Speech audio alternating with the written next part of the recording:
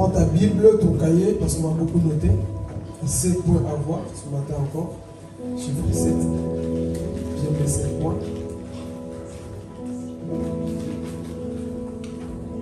Amen. Qui va entendre la parole de Dieu? Qui a soif d'écouter la parole de Dieu? Qui veut entendre la vérité? Amen. Ok, pour ceux qui notent, notez le thème de ce matin. Jésus, homme, l'exemple de tout homme. Jésus, homme, l'exemple de tout homme. Notre modèle, c'est Jésus. Notre exemple, c'est Jésus. Notre modèle, ce n'est pas Cristiano Ronaldo ni Messi, ni ces gens, mais notre modèle, c'est Jésus. C'est lui qui ne perd jamais, qui ne perdra jamais. Amen. C'est lui qu'on prend comme exemple. Amen. Donc, je répète le thème, Jésus, homme, l'exemple de tout homme.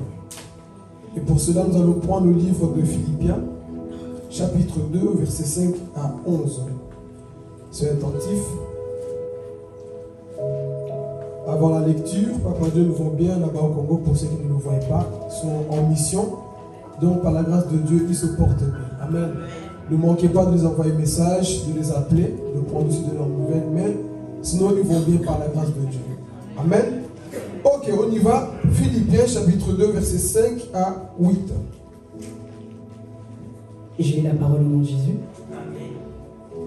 Tendez à vivre ainsi entre vous, car c'est ce qui convient quand on est uni à Jésus-Christ. Lui qui était de condition divine ne chercha pas à profiter de l'égalité avec Dieu, mais il s'est dépouillé lui-même et il a pris la condition d'un serviteur en se rendant semblable aux hommes, se trouvant ainsi reconnu à son aspect comme un simple homme.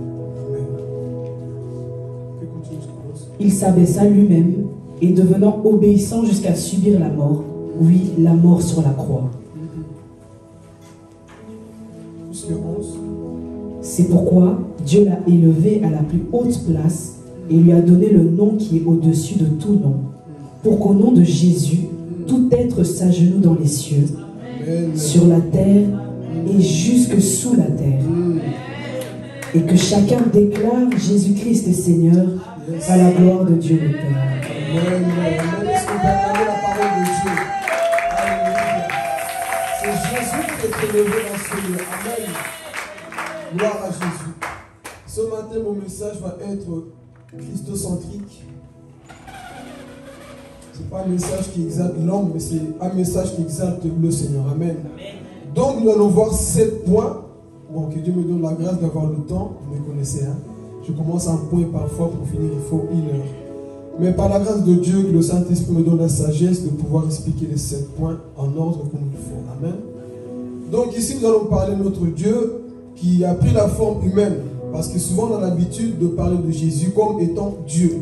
Le Dieu qui guérit les malades, le Dieu qui ressuscite les morts. On a toujours cet aspect-là de notre Dieu. Mais parfois, on oublie que ce Dieu-là a pris aussi quoi? La forme d'un être humain. C'est-à-dire que Jésus dormait comme toi. Jésus a eu fait comme toi. Jésus a souffert comme toi. Donc, ce n'est pas seulement un Dieu qui a fait des miracles. Ce n'est pas seulement un Dieu qui a marché sous les eaux. Mais c'est aussi un Dieu qui a été tenté avec les femmes. Quand on dit ça, les gens disent, comment ça? On vient de lire ici, non? Jésus a vu l'ego. Jésus a été tenté comme toi et moi. Jésus pouvait pécher, mais il a dit, Seigneur, j'irai jusqu'au bout. Voilà pourquoi ton modèle, ce n'est pas les hommes qui tombent constamment dans le péché. Jésus avait la vie d'abandonner. Jésus ne voulait pas porter la croix, mais il devait le faire. Pourquoi? Parce que c'était sa mission. Je suis étonné de voir parfois des chrétiens, c'est plus fort que moi, si tombé. T'es tombé de comment? Jésus qui est notre exemple n'est pas tombé dans un péché. Il a tenu jusqu'à la fin.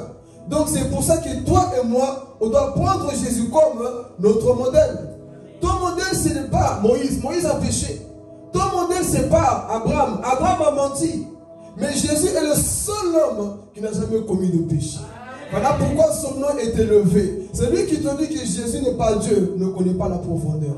Parce que Jésus est Dieu. Sur la terre, il était 100% homme et 100% Dieu. Donc sur la terre, notre Dieu agit étant que qui? Tant qu'homme. Et c'est ça que nous allons développer ici Les 7 points qui démontrent que notre Dieu a vraiment vécu dans ce corps et il a vaincu les tentations étant comme. C'est pour te dire aussi, étant comme, c'est possible de vaincre tes combats. C'est possible de vaincre tes tentations. Que personne ne te montre. Si Christ habite en toi, mon frère, c'est possible d'aller jusqu'à la fin. Amen. Parce que le Dieu que nous voyons déjà ici sur l'introduction, Jésus est né où? Ça, c'est déjà l'humilité. Hein? Lui, il est Dieu. Il n'est pas né où? Dans l'hôtel 5 étoiles. Non, mais il est né où? Il est né dans une étable. Là où les animaux dormaient. Vous savez pourquoi? Posez-moi la question pourquoi. Jésus, c'est l'agneau de Dieu. Un agneau ne peut pas naître à l'hôpital. Un agneau naît où? Dans la crèche. Donc on voit déjà par son humilité, Jésus étant qu'agneau de Dieu, il naît où? Dans la crèche. L'humilité de notre Dieu. Il n'a pas choisi des palaces. Il n'a pas choisi des places élevées. Mais il a dit, je suis l'agneau de Dieu. C'est lui qui ôte le péché du monde. Donc, moi je vais naître dans une étable. C'était prophétique. Jésus n'est pas venu pour se montrer. Jésus n'est pas venu pour se glorifier. Il a apparu comme une simple quoi? Un simple serviteur. Raison pour laquelle les Juifs n'ont pas su que lui là, c'était le Messie. Mais toi et moi, nous allons le voir après. À tous ceux qui croient en lui, à tous ceux qui l'ont reçu, elle a donné le pouvoir de devenir quoi? Un enfant de Dieu. Qu'il se considère comme un enfant de Dieu ici. Je ne suis pas l'enfant du roi de ce monde, je suis l'enfant du roi des rois. Et j'ai la joie d'être là ce matin parce que moi, comme je suis là, je suis chic parce que j'appartiens à Jésus. Ne te néglige pas parce que tu appartiens à Jésus, mon frère. Il ne faut jamais te décomplexer, je ne sais pas ce que je veux. Mon frère, tu vaux plus que l'or. Hein. C'est parce que tu ne sais pas la valeur que tu as en Jésus. Tu es aimé par un Dieu. Tu es aimé par un Dieu qui est parfait. Mon frère, tu as le droit d'être dans la joie. Tu as le droit d'avoir la paix en toi. Pourquoi? Parce que tu es aimé par Dieu. Être aimé par quelqu'un, c'est quelque chose. Être aimé par Maman Carole, c'est quelque chose. Mais être aimé par Dieu, c'est la plus grande bénédiction. C'est la plus grande bénédiction, être aimé par Dieu. Et ce Dieu ce matin te dit, ma fille, mon fils, je t'aime. Quel que soit le péché que tu as commis, ce Dieu-là t'aime toujours. Amen. Donc nous allons développer ici 7 points. Le premier point que nous allons voir ici, est-ce qu'on est prêt? Pour ceux qui notent. Le premier point, Jésus avait un travail. Jésus avait quoi? On va d'abord commencer tout doucement. Hein? On ne va pas commencer des signes, des mystères, marcher sur les eaux, les mystères de ceci. On va aller terre à terre. On est sur la terre. Amen. Jésus comme homme a travaillé. Dieu n'a pas besoin de travailler. Il a tout. Il n'a pas besoin de commencer à chercher l'argent. Il a tout. Il claque les doigts. Il a l'argent, non? Mais pourquoi Jésus étant comme était charpentier? Il était menuisier. Pourquoi il a travaillé? Pour nous montrer l'exemple, tant qu'être humain, nous sommes tous appelés à travailler. Beaucoup de chrétiens sont des fainéants. Ils ne veulent pas travailler. Pourquoi? Parce que j'ai l'appel de Dieu. Avoir l'appel de Dieu ne t'empêche pas de travailler. Je vais parler. Combien de pasteurs ne veulent pas travailler parce que Dieu m'a appelé? Le Dieu qui t'a appelé va pourvoir à tes besoins.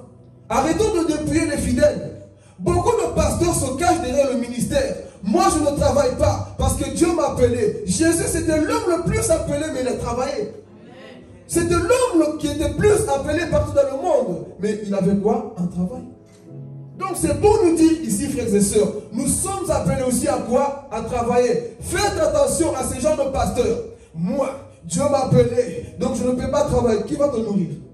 Je ne vais pas. Donc, ça commence à descendre. Dans l'Ancien Testament, même jusqu'au temps des apôtres, c'est les apôtres qui nourrissaient les fidèles. Mais dans le temps aujourd'hui, là, c'est les fidèles qui nourrissent les pasteurs. Quand Dieu t'appelle, il donne la provision. Donc ne t'appelle pas par toi-même pour dépouiller les fidèles. Moi et Papa Dieu, nous travaillons pour montrer l'exemple comme les serviteurs de Dieu travaillent aussi. Donc ton papa spirituel à côté là, est-ce qu'il travaille? Est-ce qu'il travaille à côté? Alors chaque fois, envoie-moi de l'argent, donne-moi de l'argent. Dieu appelle, mais il équipe aussi. Mais beaucoup d'hommes de Dieu se cachent derrière le ministère. Alors que Paul, qui était le plus grand missionnaire, avait aussi quoi? Un travail. Et les chrétiens ici, tu as une église de 500 personnes, j'ai plus le temps de travailler. Tu vas nourrir comment ta famille? Comment est-ce que tu vas nourrir ta famille? Comment est-ce que tu vas aider les gens qui sont dans le besoin si toi, étant comme de Dieu, enfant de Dieu, tu ne veux pas travailler? Alors que Jésus qui est homme, il a travaillé. Tu veux te marier, mon frère, tu ne veux pas travailler. Comment est-ce que tu vas nourrir ta femme? Dites par là. Il y a des hommes, ils veulent le mariage, mais ils ne veulent pas le travail. Avant de te marier, cherche un travail. Dites amen. C'est des choses terre à terre, on commence. Hein? Je vais me marier, je suis beau, là j'avance. Oui, est-ce que tu as un travail pour aider ta famille? Tu habites encore chez l'oncle, mais tu veux te marier. Mon frère, qui d'abord la maison de tes parents, sois un homme responsable. Sois un homme responsable. Arrête de te cacher derrière papa et maman. Ton corps là, grandis. Jusqu'à quand? Tu as grandi. Jésus qui est homme, même Jésus avait sa propre maison. C'est notre exemple. Je vais vivre sur la terre 33 ans. Je n'ai pas de maison. Mais c'est quoi ces chrétiens fainéants? Non, moi je ne travaille pas, mais tu veux te marier. Tu ne veux pas travailler, ne te marie pas. Il va te nourrir. On court vite derrière le mariage, mais on n'est pas apte, on n'est pas des responsables. Ça veut dire qu'il faut travailler un jour. Il faut être des hommes responsables. N'attends pas que la femme vienne t'enrichir. Ça, c'est la partie d'après. Toi, tu attends que la femme ait tout. Une femme qui va m'enrichir, elle va te manquer du respect. Homme, sois déjà prêt. Dis à ton voisin, soyons prêts. L'homme, normalement, écoutez, lorsque Adam et Ève est venu dans le jardin d'Éden, tout était déjà prêt. Mais toi, est-ce que ton jardin est déjà prêt pour Ève? C'est ça le problème. On ne veut pas préparer. Adam labourait le jardin. Il préparait tout.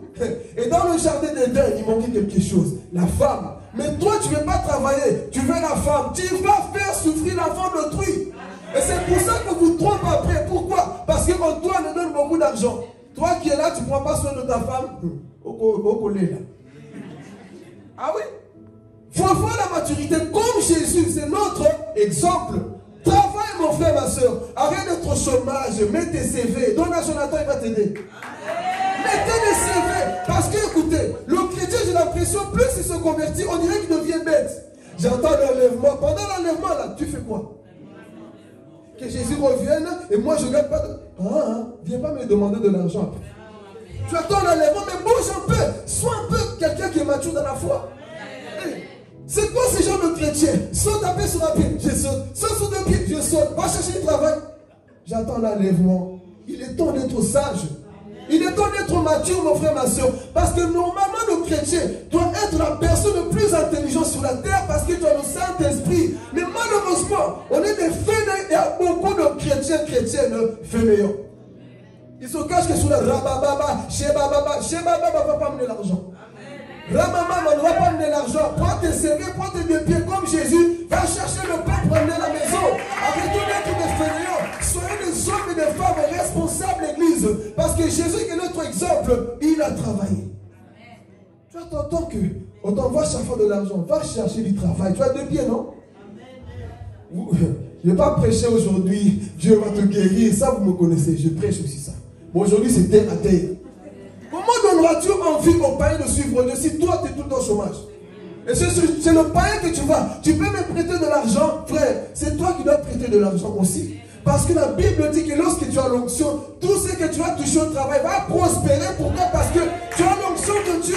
Le problème, nous oublions ça. On se cache, église. On ne dit pas que tu dois passer H24 à l'église. Mais frère, fais la part des choses. Bon, ça, c'est plus là-bas en Afrique. Les gens matin, midi, soir à l'église. Pas chercher du boulot. Et on nous cache la tête ici, nous on souffre, nous qui avons les familles là-bas, on voit l'argent, c'est pas assez, on voit l'argent, mais travaillez aussi. Mais quand t'appelles, maman est où? À l'église. La soeur est où? À l'église. Hey, allons aussi travailler. Jésus, c'est notre modèle. Donc ici, le premier point, Jésus avec quoi? Maintenant pour les soeurs aussi, pour les frères. Ici, nous parlons, non? On a dit qu'il ne faut pas être bête. Il y a des sœurs qui veulent, écoutez, nous sommes dans un temps là où la femme aussi doit travailler. Dites amen. Tu n'es plus dans le temps d'Abraham. Aujourd'hui, payer un loyer. Payer un loyer. Ce que Poutine a fait là-bas. La vie est devenue dure. Donc il faut aussi bosser pour aider quoi? Un seul salaire aujourd'hui, c'est compliqué. On va se mettre la corde au cou. Donc femme, si tu as les moyens, si tu sais, tu as les capacités, il faut bouger. N'attends pas que l'homme ramène à chaque fois l'argent. L'homme va souffrir. Donc, aide ton mari. Il y a des femmes comme ça. J'attends l'homme de ma vie. L'homme qui vient avec l'argent. Dites à moi. C'est toi-même qui vas souffrir. Parce que vaut mieux prendre un homme qui est pauvre. Vous allez commencer ensemble. Ensuite, vous allez monter. Que d'attendre un homme riche. Parce que toi, tu rentres dans sa vie. Il va te dire, ok, viens comme tu es venu pauvre. Je vais t'enrichir. Et le jour que ça va finir, il va te dire quoi? Va comme tu es venu pauvre. Il n'y en a pas compris. Toi, tu vas sans rien. Et tu vas t'intégrer dans cette vision. Le jour que cet homme-là va divorcer avec toi, et d'ailleurs, tu quittes chez moi. Hein, c'est ma maison. C'est moi qui ai acheté. Tout ce qui est ici, c'est à moi. Donc, comme tu es venu, tu pars. Pauvre, prends juste tes maquillages et va chez ton père. Mais si vous construisez ensemble, le jour qu'il va dire, prends tes affaires, reste au calme. La maison, on a acheté ensemble. J'ai mis... La maison, on l'a acheté ensemble. Hey, la voiture, c'est pour nous deux. On va partager. Namou, namou. Il n'y a pas que toi, tu prends, moi, je reste pauvre. Non, on va partager les choses. C'est ça qu'il faut avoir comme la maturité. Mais tu fais que tes ongles, quand tu vas faire tes ongles, va chercher du travail, ma soeur. Bouge un peu. Jésus qui est notre modèle. Lui, il a travaillé. Toi aussi, tu dois travailler. Moi, je fais juste mes ongles. Moi, je fais... va chercher du travail. Et je vais dire, peu importe le travail que tu fais, sois fier de ton travail. Parce que le plus important, c'est de ramener le pain à la maison pour payer ton loyer. Ça, c'est le plus important. Mais malheureusement, beaucoup, j'aime pas ce travail. Fais la fière, ne viens pas demander l'argent là-bas. CPS, il faut aussi sortir de là. CPS va m'aider. Tes pieds qui doivent t'aider. T'attends le CPS de quoi? Tu as des capacités, bouge un peu, mon frère, ma soeur. Ce matin, c'est pour te bouger. On prie beaucoup, mon travail moins. Nous ne voulons pas être une église de bêtes. Qu'il faut que lève les mains, Dieu est bon. Mais quand il s'agit des choses de la terre, on ne sait pas. Alors que Jésus était tout le temps là. Il travaillait. Donc ma soeur, n'attends pas un homme riche. Sois riche avec lui. Parce que comme ça, le jour qu'il y aura des problèmes, mon gars, tu sais, hein, tu parles trop, mais on a commencé ensemble, ne fais pas ton malin. À la fois des femmes, allez, quitte chez moi et te donne un coup de pied, tu commences à pleurer dans la rue. Mais si vous avez construit ensemble le riz, tu vas le dire, petit, on était là dans nos débuts là. Je me rappelle comment on a galéré. Je me rappelle comment on a commencé. Donc je vais dire à quelqu'un, arrêtez de chercher des hommes qui ont de l'argent. Ferrari, Lamborghini, ceci, laisse ça là. Parce que je vous dis une vérité. Très souvent les gens qui ont beaucoup d'argent vont vous jouer de vous. L'argent quand ça monte dans la tête. Quand un homme a beaucoup d'argent, frère, il va jouer avec toutes les femmes parce que l'argent est monté sur la tête. Mais toi, sois humble, sois sage. Discerne le type d'homme que tu veux. Il ne faut pas prendre tout le monde parce qu'il a beaucoup d'argent. Ton argent reste dans ton infidélité dans l'argent. Mais moi, je préfère un homme qui a peu d'argent, mais qui est fidèle à moi. Combien de sœurs pleurent aujourd'hui? Il m'a trompé au nom de l'argent. Frère, prends un homme, mais je vais aller plus loin. Là où tu connais aussi son code. Là, vous n'allez pas m'aimer. Mon compte, quand ce mari devient combien? Alors pourquoi le compte bancaire c'est juste aussi, hein? On doit partager. Parce que toi tu vas me tromper, tu envoies l'argent là-bas, tu me dis rien. Il faut aussi que ma femme, mon homme soit au courant de ce qu'on fait avec l'argent. Ah oui, mais malheureusement c'est quoi? Et femme, tu n'as pas le droit. Écoute, on est un, on travaille ensemble. Moi tout ce qui est loyer, facture, moi ma tête là, faut pas jouer. Moi je peux oublier. Je peux voir une facture, je dis je vais payer le mois prochain. Mais elle, c'est pas encore la date. On paye le loyer le 10, mais le premier, dès qu'on touche, elle paye. Moi je me fâche, mais toi aussi attends le 10, non? On peut faire autre chose. Non, il faut payer le loyer. Donc elle s'occupe de tout ça. Mais il y a des hommes et des femmes, on ne sait rien. C'est qui gère tout? C'est l'homme. La femme n'a pas le droit. Ma soeur, tu as le droit d'aller vérifier dans le compte de tout le monde. Je parle au marié, vous n'êtes pas marié, commencez pas à réclamer. Au marié, tu peux aller voir qu'est-ce qu'il fait. Parce que parfois, on joue avec l'argent. Donc, et tant que femme aussi, frère, il ne faut pas avoir cette mentalité-là. Tu dois vérifier, l'argent va où? L'argent entre où? Est-ce que c'est un voleur? Parce que vous avez des maris voleurs. Cette somme-là vient d'où? Il a fait la prostitution. Cette somme-là vient d'où? Il a braqué une banque. Ah, je vais te balancer chez la police. Moi, je n'ai pas de voleur chez moi. Un jour, on viendra nous arrêter, on va fermer la maison à cause de toi. Donc, il faut que je sache ce qui rentre dans notre compte et ce qui sort aussi. Tu as envoyé où? Chez qui? Ah, j'ai envoyé chez Dalila. Qu'est-ce que Dalila a fait dans son compte ici? Il faut envoyer à Marie, les gens de la famille. Mais il y a des femmes qu'on ne connaît pas, tu vois, le mari va gaspiller tout son argent dans le café. Il faut que ça change. Il faut qu'on soit ces personnes terre à terre et aussi quoi? Réfléchir. Amen. Jésus, exemple de toute. Est-ce que c'est ton exemple de ce côté-là? Alors parfois nous échouons un peu. Nous ne voulons pas travailler. À partir d'aujourd'hui, si tu ne travailles pas, mon frère, il y a des hommes, écoutez, parfois parle à tes soeurs et frères, ils peuvent t'aider à rentrer quelque part. Ça, c'est le problème d'après qu'on va voir. Le souci, parfois, c'est quoi? C'est qu'on vient à l'église, on n'est pas relationnel. On ne parle pas avec nos frères et sœurs. Tu ne sais pas que le frère qui est à côté de toi peut t'ouvrir une porte? Il y a Aurélie qui est ici. Si tu veux marcher dans ton business, ou Jonathan ils sont là, viens, nous sommes une famille. Les Moundim là-bas sont riches comme nous. Ils s'aident entre eux, mais nous l'église, jaloux. Jonathan, il ne faut pas qu'il avance. Partage la filiale de ton frère. Le business que le frère a fait, il faut partager. Mais les chrétiens, c'est le plus vrai sorcier des églises.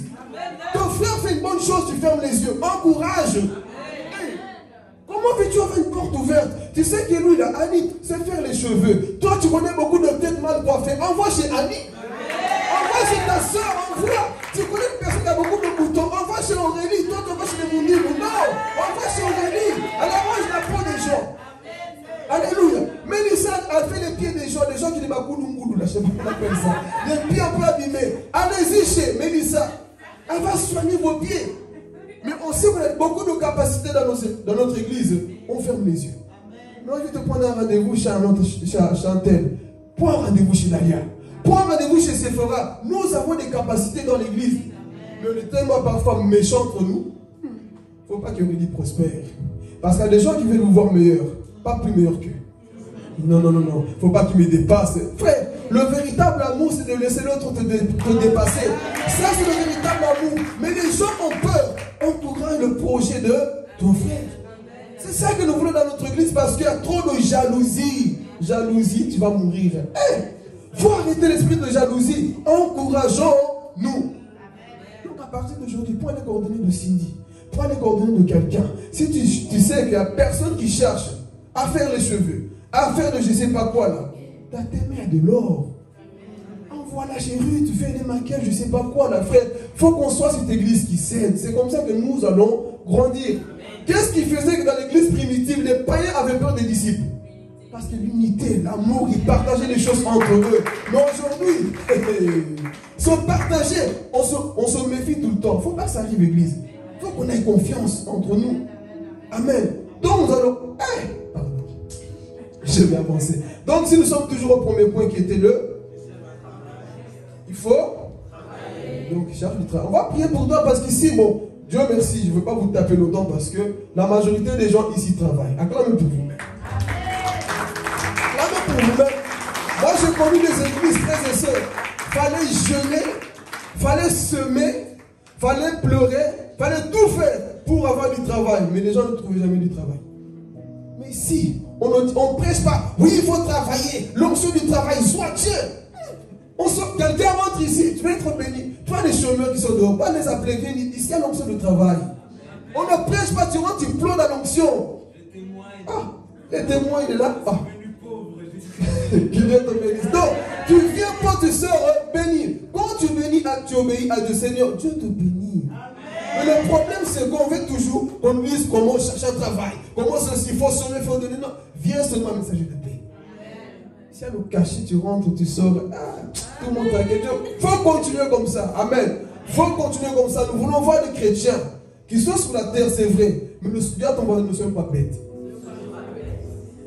Pourquoi tu ne veux pas travailler? Jésus revient bientôt. Oh, j'en peux. Et si Jésus t'a appelé son arrivée ici, qui vient à 20 ans, 50 ans, tu vas mourir pauvre. La Bible dit celui qui ne travaille pas ne. Donc tu ne veux pas travailler, tu ne viens pas toquer chez moi, je ne donne pas. Mais Jésus a dit si tu viens chez toi, si je sais que tu es fainéant, je ne te donne pas. Je veux d'abord te pousser à être mature, à aller chercher ton propre pain. Parce que si on te nourrit tout le temps, tu vas devenir bête. Donc sois quoi? Mature. Parce que Jésus a cherché son propre pain. Amen. C'était le premier point. On avance. Est-ce que ça va? Vous n'êtes pas fâchés? Ok, ça va. Ici le deuxième point, donc vous allez rapidement parce que le temps avance, sinon je n'aurai pas le temps de tout dire. Ici, le deuxième point, Jésus ne cherchait pas sa propre gloire. C'était un homme, mais en même temps il était Dieu. Mais Jésus ne cherchait pas sa propre gloire. Jésus ne voulait jamais se montrer. Est-ce que vous avez déjà réalisé ceci? Chaque fois que Jésus faisait des miracles, il disait jamais gloire à moi. Vous l'avez déjà remarqué? Qu'est-ce que Jésus disait souvent? Ce que Dieu a fait pour toi. Et c'est-à-dire, va dire ce que le prophète a fait pour toi. Ce que moi, Jésus, j'ai fait. Va dire ce que Dieu a fait pour toi. Et pourtant, il était Dieu. Il pouvait se montrer, sa mission, c'était de sauver le monde. Mais il ne voulait pas se glorifier. Ça, c'est notre modèle, frères et sœurs. Mais combien de gens aujourd'hui, Dieu te donne l'onction de guérir une seule mouche. Venez, live Facebook, je vais témoigner ce que Dieu a fait. Non, Jésus n'a jamais fait de live pour dire voici l'aveugle que j'ai guéri. Mais il disait souvent, va dire ce que le Père a fait pour toi. Pourquoi? Parce que frères et sœurs, quand les gens t'acclament tout le temps, ils vont te détruire. Ils vont te détruire. Donc parfois, il faut fuir les acclamations des hommes. Parce que l'homme est changeant. Vous jouez. L'homme qui t'encourage aujourd'hui est le même qui va t'enterrer demain. Ouais, Cristiano Ronaldo. Tout le monde acclame au début l'homme qui joue bien. Mais il commence à passer de la retraite, on commence à se moquer de lui. L'homme oublie vite. Tous les bienfaits qu'il a fait, malgré son mauvais caractère, oui, mais ça reste un bon joueur, non? Mais l'homme parfois oublie vite. Bon, je ne suis pas trop dans le foot, mais hier je l'ai vu pleurer. J'ai mal au cœur au Goao. J'ai pensé quand il a commencé jeune, quand il était à Kongwanzou. Aujourd'hui, le voici, c'est l'âge aussi qui part. Mais je vois les gens. Les gens peuvent se suicider. Hein? La méchanceté des gens sur les réseaux sociaux. Réseaux sociaux, là, c'est dangereux. On se moque des gens comme pas possible. L'homme qui a bien commencé, mais les gens qui l'ont acclamé, c'est le même. C'est en train de l'insulter. Donc faites parfois attention aux acclamations des hommes. Parce que les gens qui te disent, t'as bien prêché aujourd'hui. Hein? Oh là là, aujourd'hui t'as bien chanté, le ciel s'était ouvert. Demain, à cause d'une seule faute, tu chantes pas bien. L'homme oublie vite. L'homme oublie les bienfaits que tu fais. Quand tu fais une erreur, j'ai pas aimé ta façon, on oublie le bien que tu as fait. Je veux dire à quelqu'un, n'oublie jamais le bienfait de quelqu'un. Souviens-toi, vois que le bien dans la vie de la personne. Ça, c'est être chrétien. Mais je vois que le mauvais frère, il est temps de changer de regard sur la vie de quelqu'un. Donc, ici, Jésus, tant comme, il ne voulait jamais se montrer. Cherchez pas à dire à chaque fois, venez, Dieu a guéri les malades, Dieu a ouvert les yeux. Non, même ses propres frères l'ont dit, mais Jésus, nous ne te comprenons pas. Toi, tu veux agir, mais pourquoi tu agis toujours en secret? Parce que j'ai compris, c'est lui qui agit en secret, Dieu va l'exposer. Tu n'as pas besoin de t'exposer, mais laisse Dieu t'exposer. Toi, continue d'obéir. Ne viens pas te glorifier. Moi, j'ai une belle voix. Moi, je prêche bien. Moi, je ne te montre pas, mais laisse le Saint-Esprit te montrer aux hommes. Parce que le Saint-Esprit sait faire la publicité des gens. Ça, vous ne comprenez pas. Faites attention quand les gens viennent à chaque fois vous élever. Cachez-vous comme Jésus. On est venu trouver Jésus. Quand il a multiplié le pain dans Jean chapitre 6. Jésus a compris que ces hommes-là veulent me prendre pour me faire roi. Quand Jésus a su ça, il a fait quoi? Je vais me cacher. Mais si c'était toi aujourd'hui, tu apprends que sur les réseaux, partout dans le monde, on veut prendre Dalia pour faire d'elle la reine. C'est mon temps, hein? On m'appelait, hein? Dalia, tu seras le Mokambi de ce groupe-là. C'est moi. Seigneur, tu m'as écouté. Hein? Non, Jésus faisait quoi? Il se cachait. Parce que Jésus avait compris, les acclamations de plusieurs personnes vous remettent hors de votre appel. Notez ceci, c'est très important. Quand les hommes vous acclament tout le temps, c'est très dangereux aussi. Pourquoi? Parce que les acclamations parfois te mettent dans une place là où Dieu ne t'a pas appelé. Alors que l'humiliation parfois te met dans la place là où Dieu veut. Parce que c'est dans l'humiliation que Dieu peut te lever. Donc toutes les acclamations parfois, fais attention. Ne cherche pas à te montrer. Sois humble comme Jésus. Beaucoup de choses à dire, mais je vais avancer. Sinon, je ne vais pas tout dire. Amen. Donc, le deuxième point, c'était quoi? On commence par le premier, c'était quoi? Le travail. Le deuxième? Ok. Ici, le troisième point, ça va peut-être nous choquer. Jésus ne connaissait pas tout. On est d'accord? C'est pas d'hérésie, hein. Je vois que Jésus, oui, Jésus c'est un homme. Le titre le dit bien, non? Jésus c'est un homme. Il était 100% Dieu et 100% homme. Mais tant comme Jésus ne connaissait pas tout, maman Isabelle. Jésus ne connaissait pas tout. Rappelez-vous quand on a dit, Seigneur, c'est quand que tu reviendras? C'est quand la fin du monde? Il a dit, moi je ne sais pas. C'est le Père qui le... Donc lui, dans sa divinité de l'homme, il ne le savait pas, il ne le savait pas. C'est pour nous apprendre une chose, Église, apprenons à être humble. Quand tu ne sais pas, tu ne sais pas. N'invente pas des révélations, n'invente pas d'interprétation des rêves, je vais parler. N'invente pas des choses que tu ne sais pas. Parce qu'il y a des savants, des savoirs, il y a des intellectuels, il y a des intellectuels, je ne sais pas quoi. Frère, quand tu ne sais pas, tu ne sais pas. Soyons humbles. C'est pour ça que vous faites avoir parfois chez les Kadiampères, parce que les Sokotios. Toi, tu veux tout savoir. Tu parles chez ton pasteur, il est limité. Écoute, par rapport à cette situation, je ne sais pas. Il connaît, il n'a pas l'option. Tu vas chez Kilakikiaf. Kilakikiaf va te mentir, que lui, il connaît tout. Un homme de Dieu ne connaît pas tout. Que personne ne vous mente ici. Un homme de Dieu ne maîtrise pas tout dans la Bible. Moi qui vous parle, je ne maîtrise pas tout dans la Bible. Paul le dit bien, nous connaissons en... Quel est cet homme qui te dit tout? Tu as fait un rêve. Écoute, je fais un rêve, lui te dit... Dans ce rêve veut dire ça. Ce rêve veut dire ça. Tous les jours, il sait interpréter. Ce n'est pas de Dieu. Ce n'est pas de Dieu. Je vous regarde bien, je vous dis, ce n'est pas de Dieu. Beaucoup de chrétiens sont tombés dans ce piège, l'immaturité.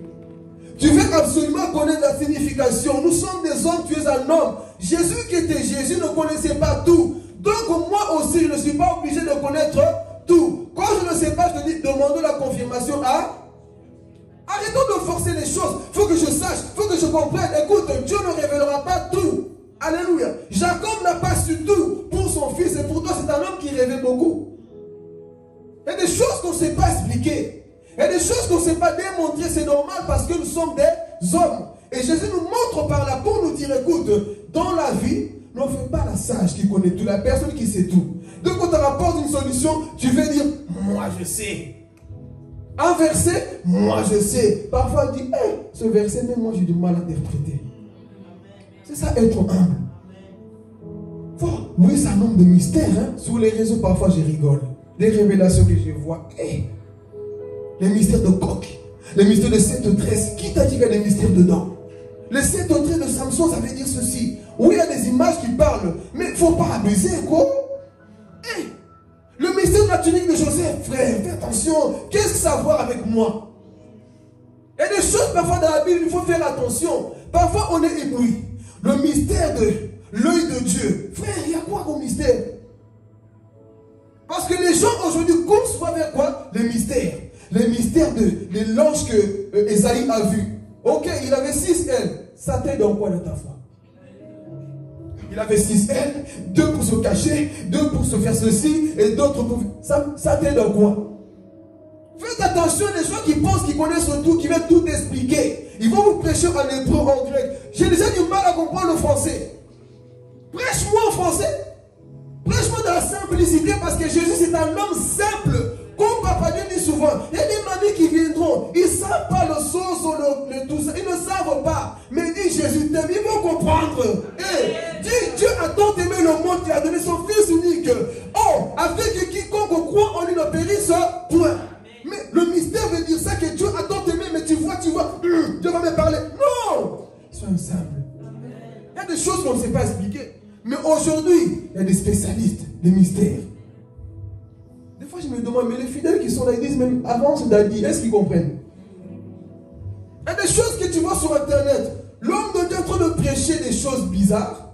Avance d'Adi, avance d'Adi, avance d'Adi. Est-ce que tu as compris d'Adi? Les gens qui sont dans la publicité, de la pornographie, qui n'écoutent pas, avance d'Adi. Viens de prêcher la vérité, comme on dira toujours ici après. Tu vas voir. Recule d'Adi. La vérité, on ne veut pas l'entendre. Alors qu'ici, nous voyons qu'il faut quoi? Être comme un Christ. La vérité, beaucoup ne veulent pas. Avance d'Adi. Les mystères de mouche. Frère, fais attention dans les mystères. Dieu, vous savez c'était quoi le mystère de tout le temps? Paul nous a dit que le mystère, il n'y a plus de mystère. Viens nous aider parce qu'il y a beaucoup de chrétiens bébés qui se font avoir. Voici un thème. Et parfois, les gens mettent des thèmes compliqués. Ils ne prêchent même pas 10 minutes de ce qu'il a dit là dans le thème. Juste pour attirer le regard des gens. Et vous savez c'était quoi le mystère caché de tout temps? Pour ceux qui lisent la Bible. Papa Dieu me manque. Hey, le mystère caché de tout temps, c'est Christ en nous. L'espérance de la gloire. Et Paul nous dit que ce mystère a été révélé. Aujourd'hui, le mystère que beaucoup ne comprenaient pas, c'est que Dieu un jour allait habiter dans un corps humain. Ça, c'était le mystère. Et ce mystère est dévoilé. Quel mystère tu entends encore? Tout le mystère a été révélé. Ça, Abraham ne comprenait pas. Moïse ne comprenait pas. Personne ne pouvait comprendre qu'un jour, Dieu peut habiter dans la vie de chrétien. C'est un mystère. Pourquoi? Parce que dans l'Ancien Testament, quand Dieu descendait, les gens brûlaient, les gens mouraient. Mais aujourd'hui, le Dieu du ciel habite en toi. C'était le mystère que Moïse voulait comprendre. Et ce mystère a quoi? A été dévoilé. Amen. Donc c'est pour nous dire ici, frères et sœurs, il faut qu'on soit réellement comme Christ. On ne sait pas tout expliquer. Arrêtons des histoires de mystère. Moi je sais. Non. Sois humble. Dis à ton voisin, sois humble. Sois humble. Je vais aussi aller plus loin avant de sauter au 4e point. Même quand tu sais, parfois fais comme si tu ne sais pas. Tu peux développer? Même quand tu sais, fais semblant de ne pas connaître. Mais il y a des gens qui veulent montrer toujours, moi je sais, moi je connais. Parfois, sois juste humble. Vous voyez les salles, moi parfois ça je fais dans les réunions quand on fait souvent. À l'époque on faisait des réunions. On pose des questions, je sais la chose exactement mais je dis rien. Je regarde seulement. Parce qu'à force de te montrer tout le temps, tu perds ta valeur. Parfois fais-toi rare, mais tu sais la chose, mais tu es silencieux. Ne cherche pas toujours te montrer. Fais comme Jésus. Il ne connaissait pas toutes choses. Il était quoi? Humble. C'est ça que nous devons apprendre. L'humilité. Amen. C'était le 4e point, 3e. Le 4e point. Est-ce qu'on note jusque-là? Oui. Ah, Jésus. Le 4e point, vous êtes prêts? Jésus marchait avec tout le monde. Vous l'avez noté? Jésus, il était Dieu. Normalement, il devait choisir les gens qui sont riches, Maman Carole. Il devait prendre des personnes qui sont connues, n'est-ce pas? Il est Dieu. Moi, je vais marcher avec les pécheurs, je ne peux pas. Mais Jésus vient nous montrer un exemple pour dire, moi, je n'ai pas de préférence, je vous aime tous. Jésus n'est pas venu dire, Maman Carole, elle est belle, Maman Chantal, elle est belle, donc je reste avec les belles. Jésus est avec tout le monde. Parce qu'il considérait tout le monde comme étant mes enfants. Ils étaient tous beaux. En Dieu, il n'y a pas de laid. Toi qui passes tout ton temps à insulter les gens, il est laid, hein? Regarde sa tête, toi-même tu es laid. Nous passons notre temps à insulter la création de Dieu. Non, Dieu l'a fait à son image. Comme il est là, Dieu a voulu qu'il soit comme ça. Dieu sait le pourquoi. Mais toi, moi je ne peux pas traîner avec un tel parce que ce n'est pas les gens de ma gamme. Je vais parler Jésus. Dans l'église, est-ce que tu n'es pas ce type de personne? Moi, je à côté de Jonathan parce que lui, il est gentil avec moi, donc lui, il est comme ça. Non. Un chrétien ne doit pas avoir de préférences. On doit traîner avec tout le monde. Mais combien de chrétiens aujourd'hui? Non, moi je ne peux pas, même je vais aller plus loin. Les gens de ta propre église, tu ne les considères pas, mais tu considères les gens de Kinakikev. Je vais parler? Tu dois considérer les gens de ton église aussi. Parce que toi, tu cherches que les gens qui sont élevés. Tu cherches que les gens qui sont connus. Tu cherches que les gens qui sont élevés. Vous savez pourquoi? Parce que la personne qui cherche toujours des personnes élevées ne se connaît pas lui-même. Parce que le véritable grandeur d'un homme de Dieu, d'un enfant de Dieu, c'est de savoir traîner avec les... C'est de savoir traîner avec des pauvres. Savoir traîner avec des personnes qui n'ont pas de la valeur parce que lui, il sait, j'ai la valeur en Dieu. Et grâce à moi, ces personnes sortiront dans la misère. Ça, c'est être mature dans la foi. Et Jésus avait compris ceci. Je n'irai pas sur la terre chercher ceux qui sont parfaits. J'irai chercher des personnes rejetées de la société pour faire d'eux les 12 disciples. Ça, c'est la mentalité de Jésus. Jésus n'est pas venu marcher avec les gens qui sont stars sur les réseaux sociaux. Je m'en fous que tu sois star. Moi, je préfère chercher des personnes qui sont personnes en main, qui sont assis par terre. Je ne cherche pas à faire des photos avec Ivan Castalou. Il est déjà connu. Moi, je vais avec Ivan Castalou, Casplou, non, va personne en mer. Et des personnes qui ne sont pas connues. Mon travers de toi, c'est... Ah, ces personnes peuvent être connues, frères et sœurs. Jésus n'avait pas cette mentalité d'aller chercher toujours des gens qui sont grands. Oui, et tu fais encore la fière, hein? J'ai fait la photo de voir Kofi Olomide. J'ai fait la photo de voir Maître Gims. Il est déjà connu. J'ai fait la photo avec Messi. Fais la photo avec celui qui te demande une seule pièce. Fais. Voyez le mensonge qu'on a souvent. Le monsieur qui te demande une pièce dans l'euro, il te dit, Je peux faire une photo avec. Ah, tu pues, cache-toi, va là-bas. Tu ne veux pas. Et tu te dis disciple de Jésus. Jésus n'a pas honte de traîner avec tout le monde. N'a pas honte de s'asseoir et de manger. Ça, c'est être chrétien. Tu t'assois. Allons, on va manger le fou. Pierre, aujourd'hui, toi et moi, on mange. Mais toi, tu invites que des personnes avec qui tu t'entends bien. C'est ma beste. C'est mon pote. Et le monde rigole bien. On a des affinités, on a des soucis. Ah. Et ton frère qui est à côté. Il est temps de grandir. Considère chrétien qui est ici. Considère Dalia qui est ici. Mais toi, tu choisis tes amis. Non, frère. Quand tu es chrétien, tu ne choisis pas. Tu dois être sage. Pour ne pas avoir de préférence. Parce que Jésus n'avait pas de préférence. Je répète. Jésus n'avait pas de préférence. Toi, tu vois juste... Tu as même le style d'ami. Il faut qu'il soit habillé comme moi. Il faut qu'il mette le rouge à lèvres comme moi. Le rouge à bleu comme moi. Non. Tu dois aimer tout le monde. Et de marcher avec eux. Est-ce que nous n'avons pas cette mentalité parfois? Tu rentres à l'église. Tu n'es pas relationnel. Je vais parler. Quand tu viens à l'église, tu fais ta chose et tu t'en vas. Mais ton frère qui est à côté, parle-lui. Comment ça va mon frère? Tout va bien dans la vie. Et comme je dis, parfois nous loupons des opportunités. Parfois la personne, je reviens à ce que je disais avec le travail, la personne que tu côtoies a une bénédiction pour toi. Mais toi tu penses, mes amis de tel, mes amis d'un tel, eux ils ont ça pour moi. La personne qui a la clé de ta destinée, parfois c'est la personne que tu négliges. La personne qui peut faire que tu sois élevé, c'est souvent la personne que tu négliges. Donc soyons sages dans la vie, frères et sœurs. Côtoyons tout le monde. Côtoyons tout le monde. Arrêtons de préférer des têtes parce que Jésus n'a pas préféré des têtes. Chaque être humain a besoin de recevoir de l'amour. Chaque personne. Mais aujourd'hui, ce n'est pas le cas. Mais moi, j'aime Jésus. Lui n'a pas cherché des hommes parfaits. Lui-même, il le dit d'ailleurs. Je ne suis pas venu pour les justes. Je suis venu pour les malades. Parce qu'il avait compris. Eux, là, ils ont besoin de moi. Il n'a pas fait l'orgueil. Je suis Dieu, comme je suis saint. C'est juste les gens qui connaissent la loi. Non. Même ceux qui ne connaissent pas la loi, je dois m'asseoir avec eux. Ça, c'est être un enfant de Dieu. Tu as beaucoup d'argent. Tu es connu. Mais tu marches à pied, tu commences à dire bonjour aux gens, tu les embrasses. Mais aujourd'hui, être connu, c'est on ne me voit plus. VIP. Ça, c'est pas le servir Dieu. Jésus, c'était l'homme le plus moins dit. Mais il avait le temps pour tout le monde. Je peux parler? Il y a des hommes de Dieu qu'on ne peut plus joindre aujourd'hui. Je vais parler au pasteur. Secrétaire. Jésus, il avait des secrétaires? Est-ce qu'il avait? Parlons. Est-ce qu'il avait? Mais des hommes d'aujourd'hui, pour les avoir. Un jour, j'avais demandé juste un conseil pour une vidéo que je voulais faire. J'envoie le message à une servante, soi-disant servante, de Dieu qui est connue. J'envoie le message. La personne voit, ne répond pas.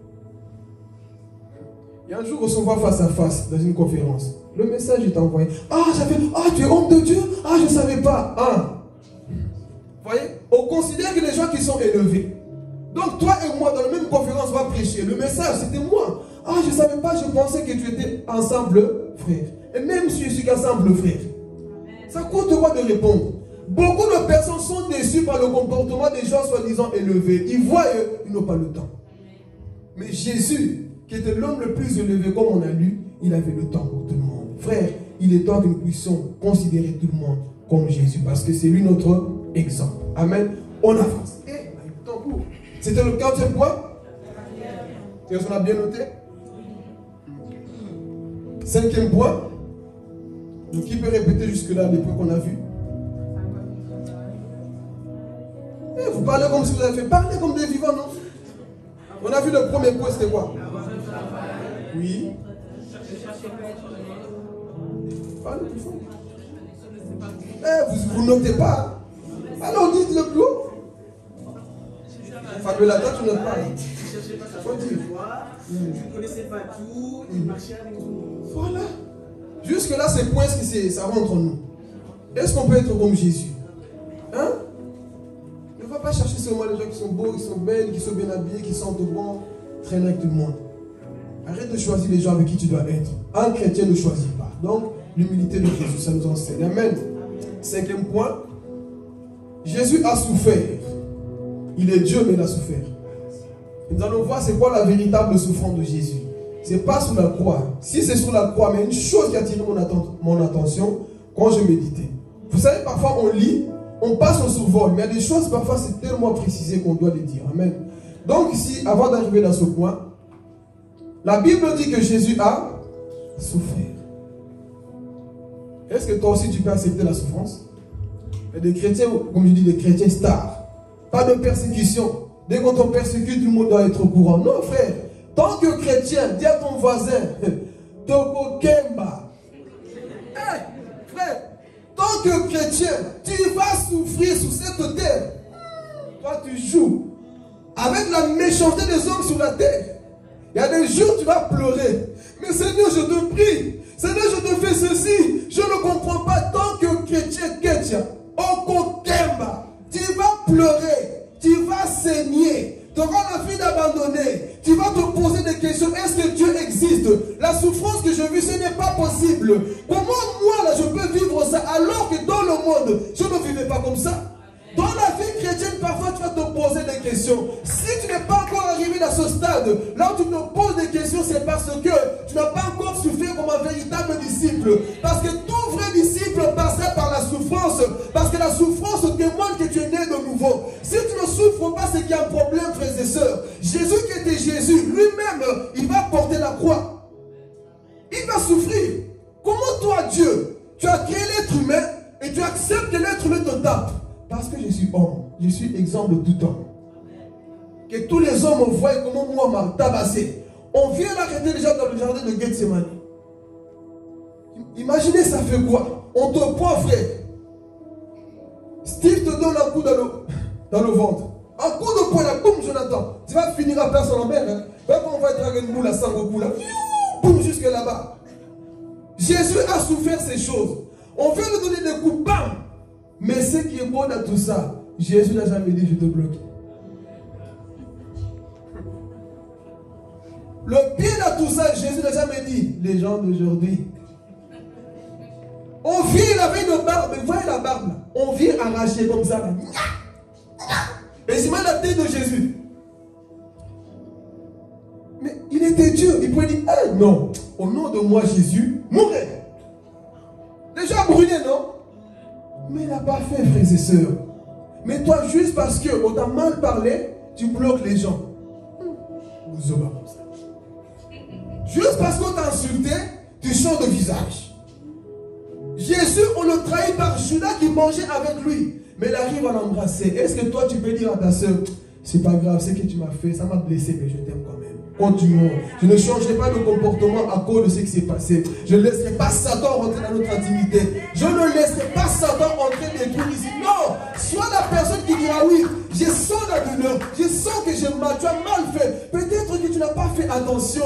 Peut-être voilà, tu étais dans la faiblesse, raison pour laquelle tu as parlé comme ça. Je te comprends, ce n'est pas grave. Mon frère, embrassons-nous et continuons. Et quand vous faites ça, Satan dit, mais quel est ce type d'homme? On lui fait mal, on lui blesse. Mais il continue à aimer les personnes qui le blessent. Alléluia. Ça, c'est être chrétien. Parce que aimer son ami, c'est naturel. Aimer son ennemi, c'est être surnaturel. Alléluia. Ça, c'est être chrétien.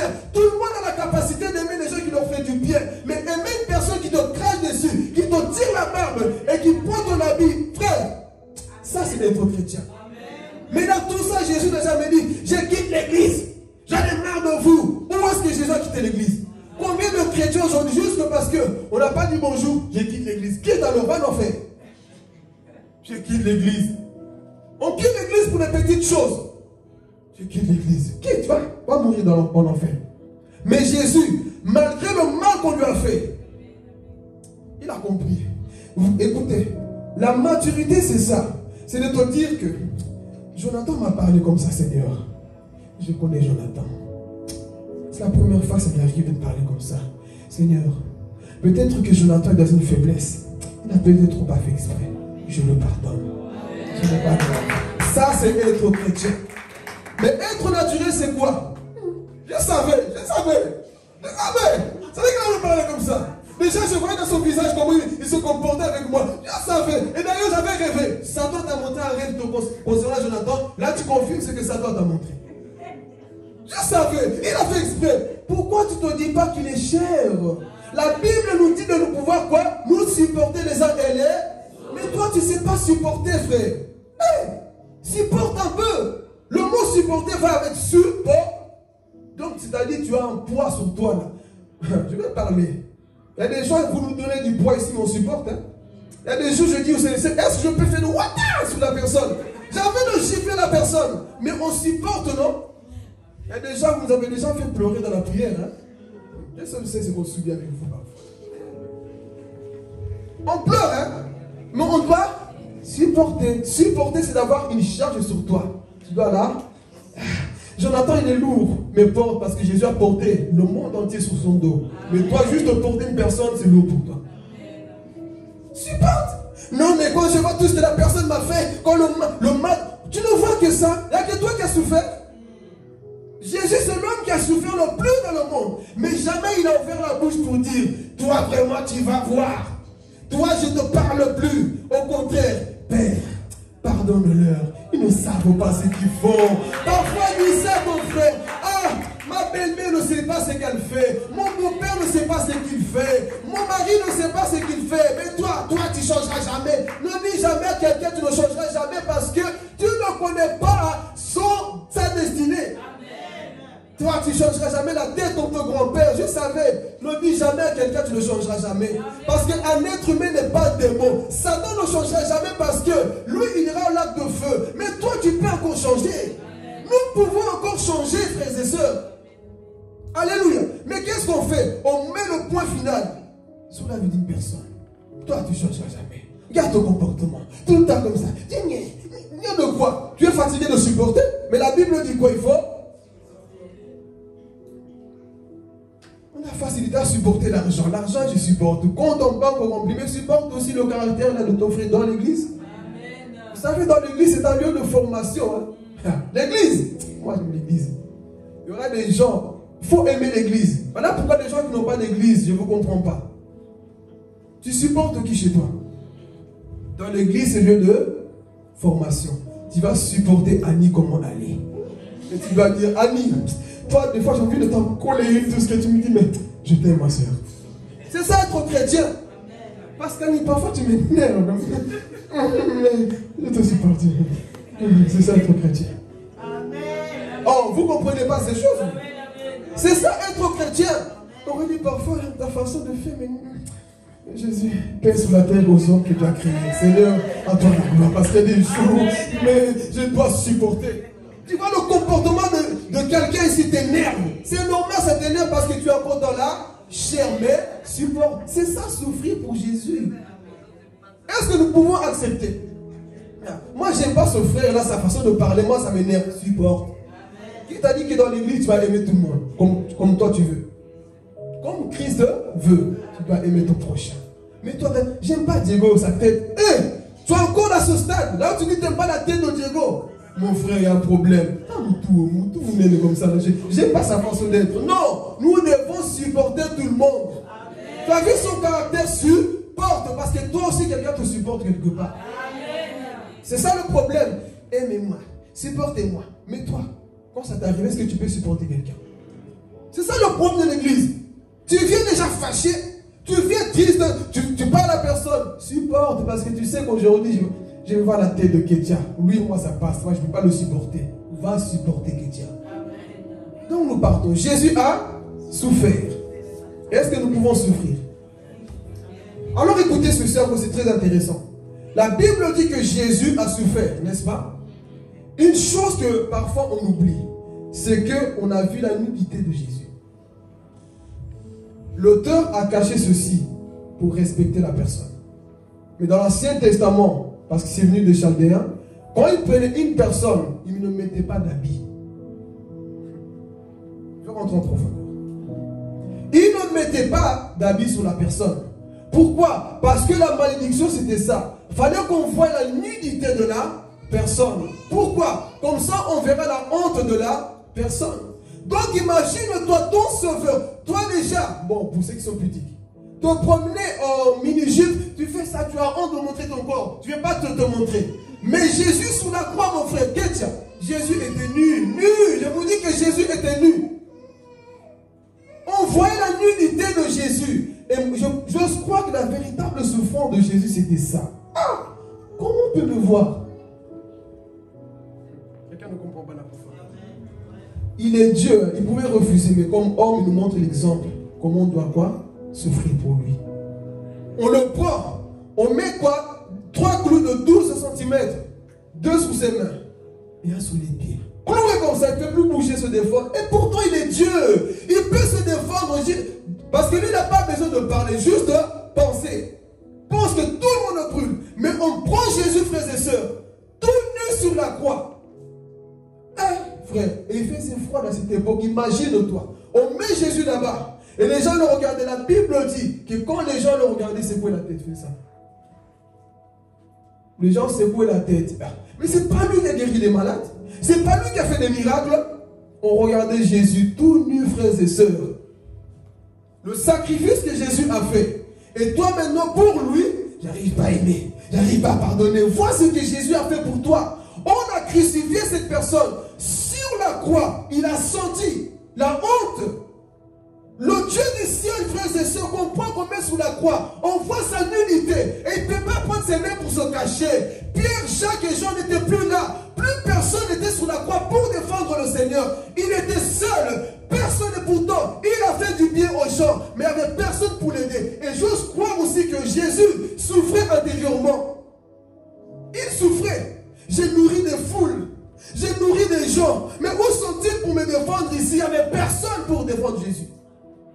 Il n'y avait personne pour aider Jésus. Et le voici, imaginez-vous, 39 coups sur le dos, le sang, parce que le film Mel Gibson le décrit bien.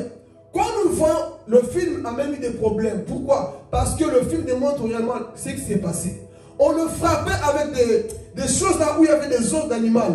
Et quand les os rentraient, la peau de Jésus sortait. Imagine-toi pour toi. On le frappait au dos et devant partout, au même quand il y a courant d'épines. Le sang en train de couler partout. Il fait froid, tu as mal, tu es fatigué, tu as soif parce qu'il a dit j'ai soif. Le voici suspendu sur la croix, en train de souffrir pour toi et moi. Frère, et quand Dieu te dit abandonne ceci, je n'arrive pas, alors que lui s'est dépouillé tant que Dieu, pour prendre la forme d'un être humain, pour souffrir pour toi, et tu as du mal à changer pour lui, il y a un problème. Le voici en train de souffrir, et encore, même Dieu lui-même, le Dieu le Père, l'a abandonné. Jésus a senti l'abandon de partout, par les hommes et par son propre Dieu. Parce que tant qu'homme, il avait besoin de Dieu. Mais qu'est-ce qu'il dit?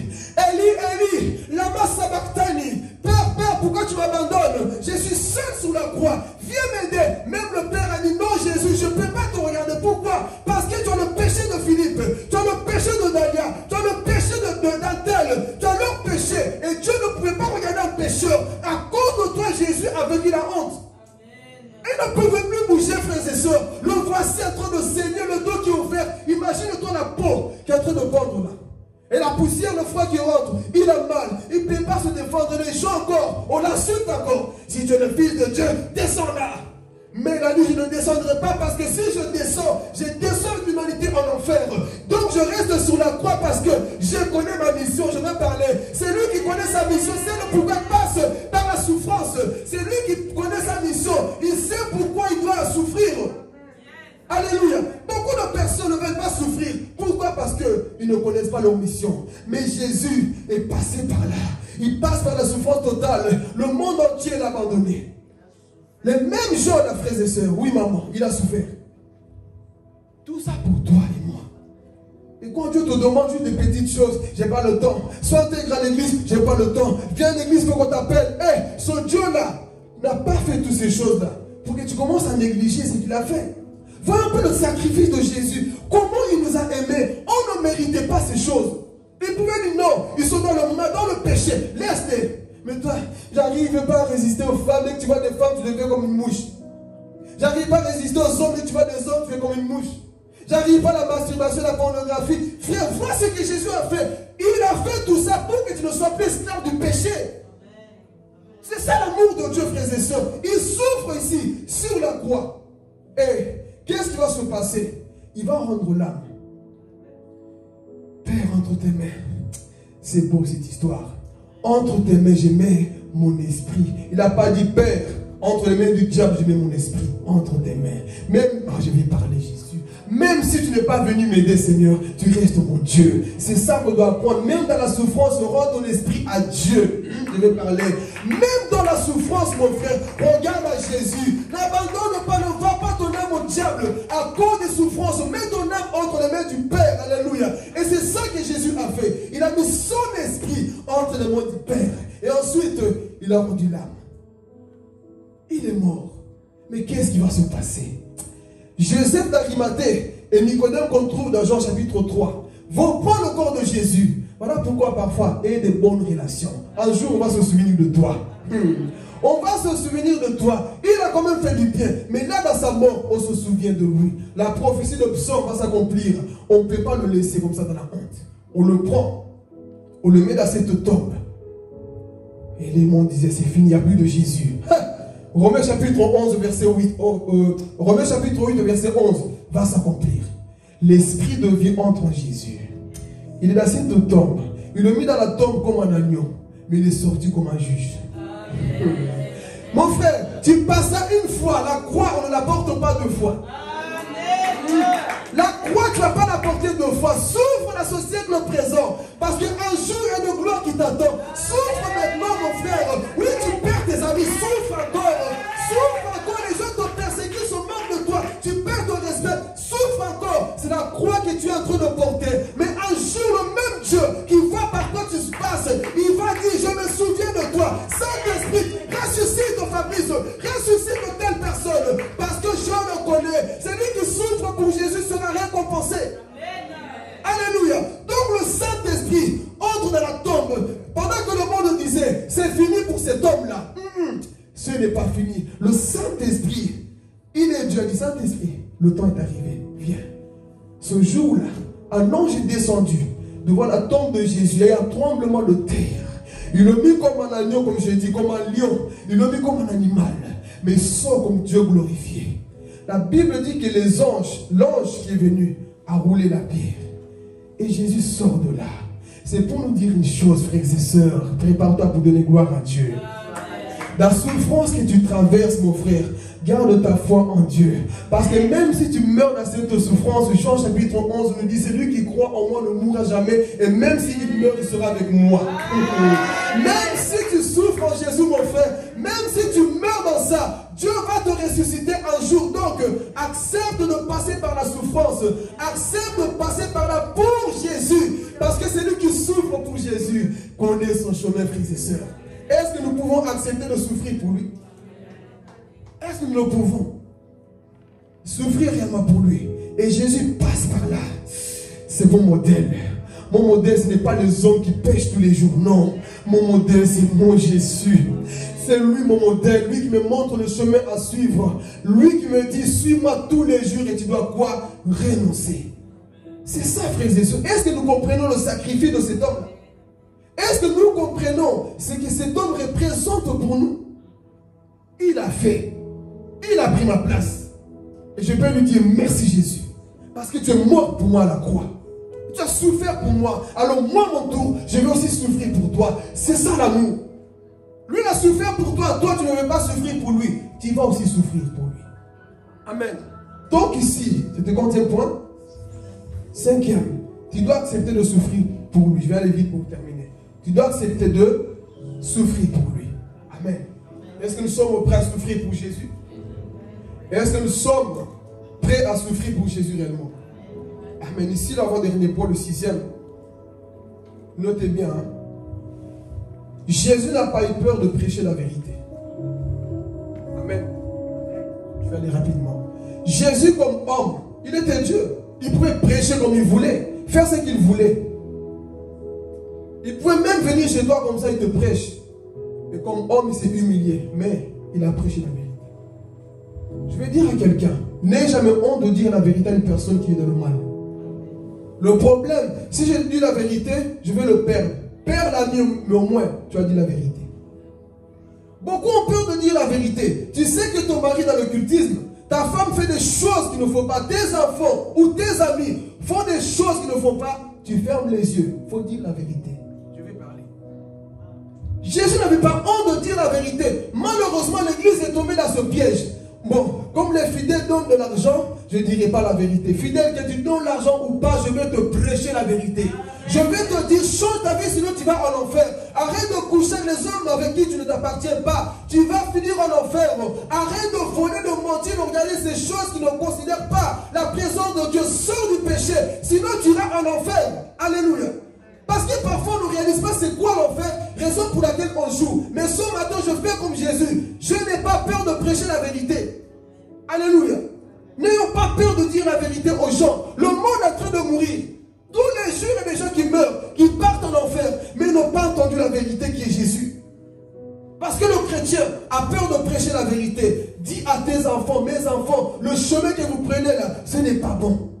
Dis à tes amis, écoute, je ne peux pas être ami avec toi parce que le chemin que tu prends là n'est pas bon. Dis la vérité. Mais nous avons peur. Mais on voit Jésus n'avait pas peur de dire la vérité. Souvenez-vous de Jean chapitre 6. Il est en train de prêcher. Il nourrit 5000 personnes.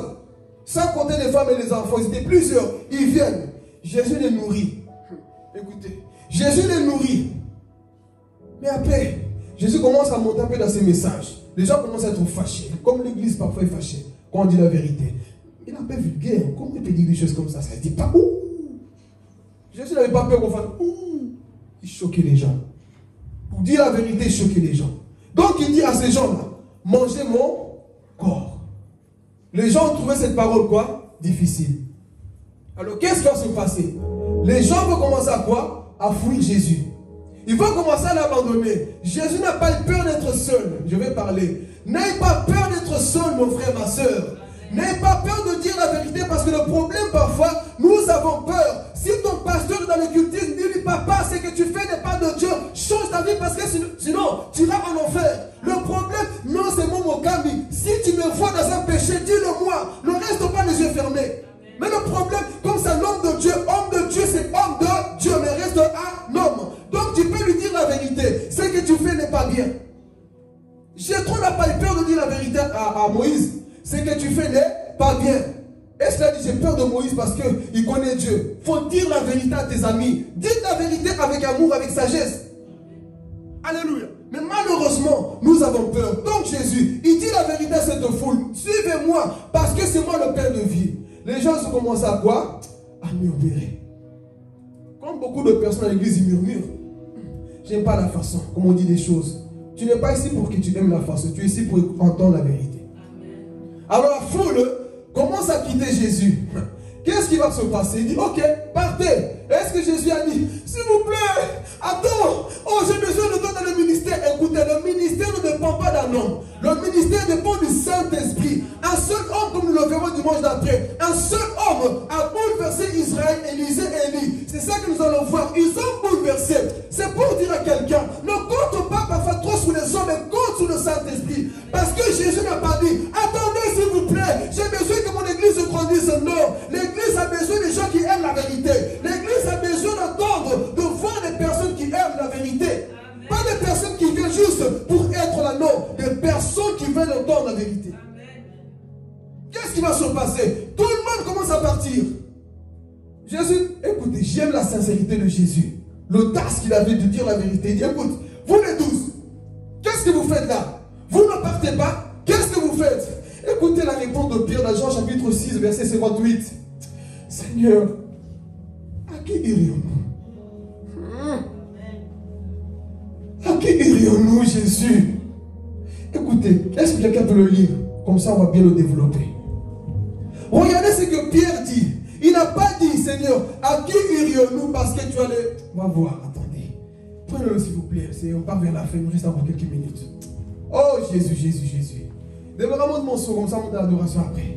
Un petit peu. On prend Jean chapitre 6. Regardez. Il va répondre ici, notre ami Pierre. On l'a trouvé?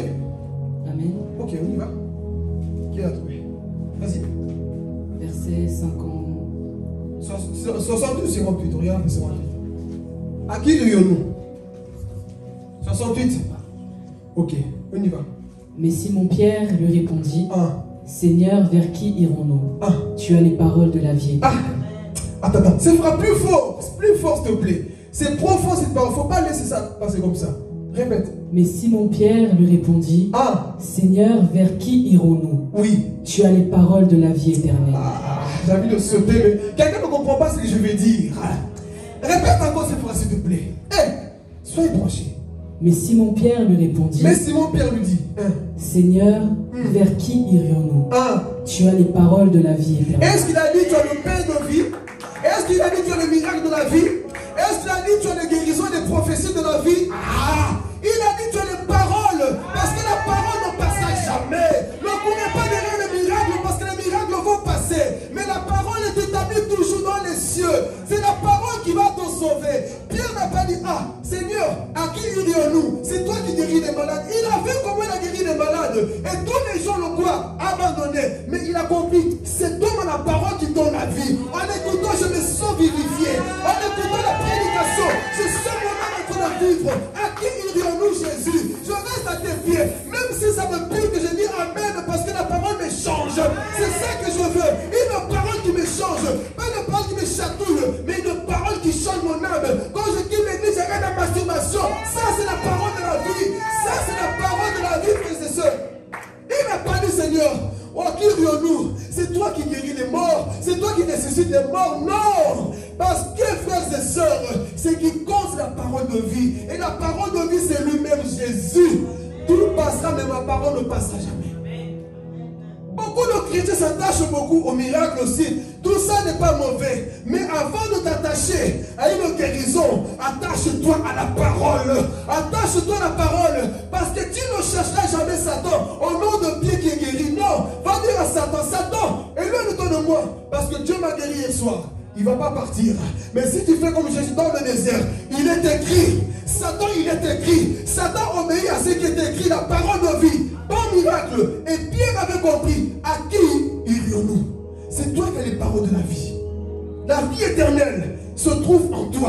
Écoutez, lorsque tu écoutes la parole de Dieu, tu reçois réellement la vie. Tu reçois la vie. C'est cette vie que l'Église a besoin. Et c'est pour ça dans Jean chapitre 1, au verset 1, il nous dit, au commencement était la parole. La parole était avec Dieu et la parole était Dieu. Verset 2, au commencement de toutes choses était la parole. Et cette parole même, c'était Jésus-Christ lui-même. Donc c'est pour dire à quelqu'un, aime la vérité. C'est cette parole qui va te sauver. Pas de miracles. Parce que les miracles vont passer. Psaume 119, verset 89, il nous dit que la parole de Dieu subsiste toujours dans les cieux. Mais vous allez voir qu'au ciel, est-ce qu'on guérit les gens là-bas? Les prophéties vont cesser. Les prophéties vont cesser. Les rabashika, rabayada, ça va cesser. Les dons de discernement, ça va cesser. Les dons de guérison, ça va cesser. Pourquoi? Parce qu'au ciel, tu vas guérir qui? Il n'y a plus de malades au ciel. Mais au ciel, tu auras besoin de la parole. Parce que la parole, c'est Jésus lui-même. Donc lui, il reste toujours, frères et sœurs. C'est ça que nous avons besoin. Arrêtons de courir derrière les signes, frères et sœurs. Le disciple ne court pas derrière les miracles, mais c'est la parole qui le transforme. Les miracles doivent être des signes qui nous accompagnent. Pas que le chrétien court derrière ça. Frère, c'est pas ça que nous sommes appelés à faire. Dieu nous appelle pour que la parole de Dieu soit manifeste. À qui irions-nous, Jésus? C'est toi qui as les paroles de la vie éternelle. Si tu vis dans la parole, si tu manges la parole, oh modérateur, prédicateur, choriste, tout le monde ici, vivez la parole, mangez la parole, dormez dans la parole, faites tout par la parole, parce que tout ce qui existe a été fait par la parole. La parole, alléluia, la parole de Dieu, c'est ça mon meilleur ami. C'est ça mon meilleur ami. Tout ce qui existe, c'est par la parole de Dieu. Alors ne fais rien sur la parole de Dieu. Toutes choses ont été créées par la parole de Dieu. Donc ne néglige pas cette Bible. Que ce livre de la loi ne se loigne pas de ta bouche. Médite le jour et nuit. Et grâce à cela, tu auras du succès. Lorsque Satan viendra te tenter, tu diras, Satan, il est écrit. Arrête de moi, Satan, parce que la parole habite en moi. Lorsque Satan viendra te tenter, dans la masturbation, dans le vol, dans le mensonge, il est écrit que la parole demeure en moi. C'est ça notre rôle. Tu te sens fatigué. La Bible dit dans ma faiblesse, je suis fort. Pourquoi? Parce que tu manges la parole. Jérémie nous dit, lorsque j'ai j'ai reçu tes paroles. La Bible dit que Jérémie a dit, j'ai dévoré tes paroles. Elles ont fait quoi la joie de mon cœur? Je vous donne un secret, frère. Demeurez dans la parole, s'il vous plaît. Satan nous combat constamment pour ne pas lire. Parce qu'il sait que ça, là, il sait que ça, là, c'est une arme. C'est une bombe entre les mains du chrétien. Alléluia. Si je donne ça, si je donne une arme à Noé, Noé ne saurait pas quoi faire. Mais si je donne à un chrétien, il saura quoi faire. Mais le problème, c'est que on n'a pas conscience que ce qu'on tient là, lorsqu'on lit Éphésiens chapitre 6, la Bible dit quoi? Tous les autres armes, là, c'est pour nous défendre. Mais l'épée de la justice, c'est quoi? La parole, alléluia. Quelqu'un ne comprend pas. L'épée, c'est la parole de Dieu. Et cette parole, c'est pour frapper toute œuvre diabolique. Donc ça, c'est une arme. Ne néglige pas. Pierre n'a pas dit, Seigneur, à qui irions-nous? C'est toi qui as ceci. Non. À qui irions-nous? C'est toi qui as les paroles de la vie éternelle. Tout ce que tu prêches, parfois j'ai du mal à t'écouter. Mais à qui irions-nous, Jésus? C'est toi qui changes. Je vois comment j'étais avant. Moi qui étais simple pécheur, perdu dans le péché, destiné à aller en enfer. Mais tu m'as sorti de là. Et je vois le ciel, Seigneur. À qui irions-nous? Pourquoi abandonner ce grand Dieu? Là où je suis arrivé, parfois je vais dire à quelqu'un, vois le parcours que tu as fait. Tu es arrivé jusqu'ici, tu es prêt à arriver dans le royaume des cieux. Et tu veux retourner, laisse ton passé. Tu es presque arrivé. Je vais dire à quelqu'un, tu es presque arrivé.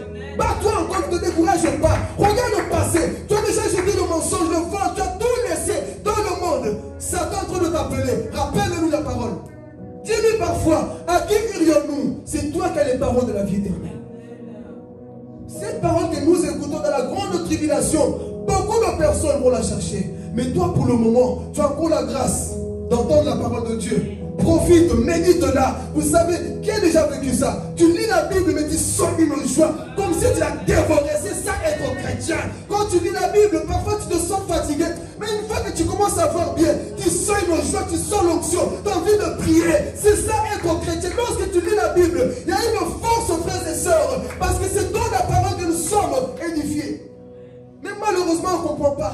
Je ne sais pas, je sens le sommeil, dis sommeil au nom de Jésus, je te chasse de moi, je dois lire la Bible. La fatigue, je te chasse. Concentre-toi dans la parole, parce que c'est cette parole qui va quoi? Te sauver. Donc n'aie pas peur, n'aie pas honte de prêcher la vérité qui est Jésus, la parole. Parce que dit dans Jean 8, chapitre 31-32, vous connaîtrez quoi? La vérité. Et la vérité vous affranchira. Donc cette vérité doit être prêchée. Elle ne doit pas être négligée. On doit l'annoncer aux gens. Amen. Donc à ce point, est-ce que nous sommes prêts à dire la vérité aux gens que nous voyons? Même si c'est ta meilleure amie, ton meilleur ami, dis-lui la vérité. Qui disent au moins, bon, à qui irai-je? C'est ton Jésus là, qui est Dieu. Je sais que ton Dieu vit en toi. Il est temps que le monde voit que Jésus existe au travers de toi. Toi, la seule chose qu'on voit qui existe en toi, c'est la haine, la jalousie, l'hypocrisie. Il faut qu'on voit que Dieu existe en toi. C'est le sommeil, la fatigue qui existe en toi. Il faut qu'on voie aussi la parole qui habite en toi. Donc il faut quoi? Dire la vérité. Amen. Ouvre le temps. C'était le quantième quoi? Ok, on rentre dans le septième et je termine ici. Alléluia. Vous êtes prêts d'entendre le septième point?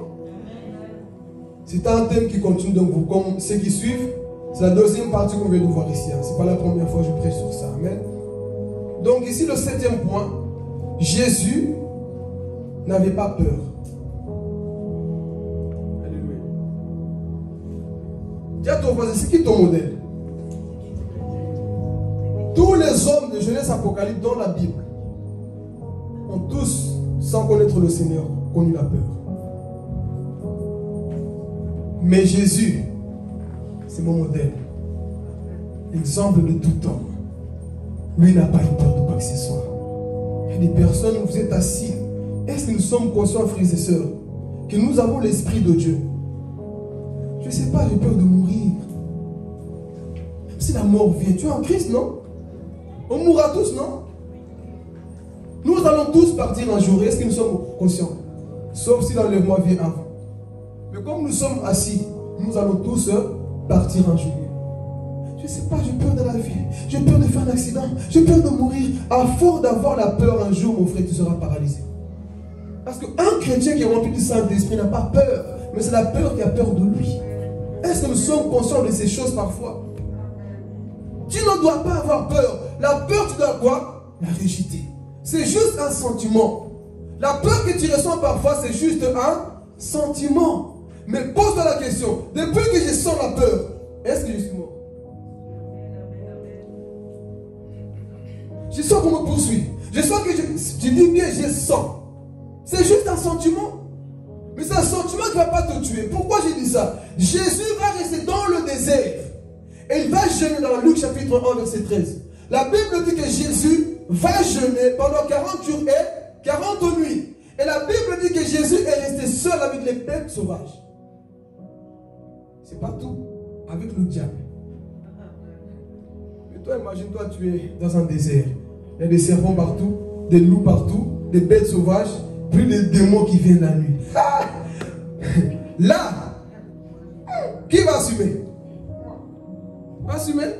Gloire à Dieu. Chacun sa foi. Qui va réellement assumer? On te met dans un... Bon, je vais aller plus loin. Robert Mont. On te met à Robert Mont. Il y a des bêtes sauvages. Et tu sais déjà l'endroit comment ça se passe. Et on t'envoie des démons là-bas qui tu vois. Jésus c'était comme ça. Il voit le diable en personne. On ne décrit pas comment il est venu, en Versace ou comment, avec toute sa puissance. On ne sait pas, mais il était là. Mais dans la Bible, vous ne voyez pas, Jésus, après 40 jours, il a eu peur. Non. Pépère, dis à ton frère, soyez pépère. Soyez tranquille. Dieu marche avec nous. Alléluia. On va dire c'est juste de Jésus. Je vous donne le témoignage de Smith Wigglesworth. Lui, un jour, il dormait dans sa propre chambre, frères et sœurs. Qui rentre là? Pas Tiffany, pas Ruth, pas un sorcier du coin, le diable en personne. Il sent une présence diabolique dans la chambre. C'est pas normal. Et tout commence à basculer, le lit qui tombe. Et lui, il était dans son coin tranquille. Il dit, cette onction-là, je sais que c'est le diable. Il se réveille, il ouvre les yeux, il voit qui? Le diable. Vous savez qu'est-ce qu'il a fait? Il n'a pas fait. Oh non de Jésus! Non! Il s'est réveillé calme. Il ouvre les yeux, dit, Satan c'est toi, au nom de Jésus. Tu ranges tout ce que tu as dérangé ici et tu sors.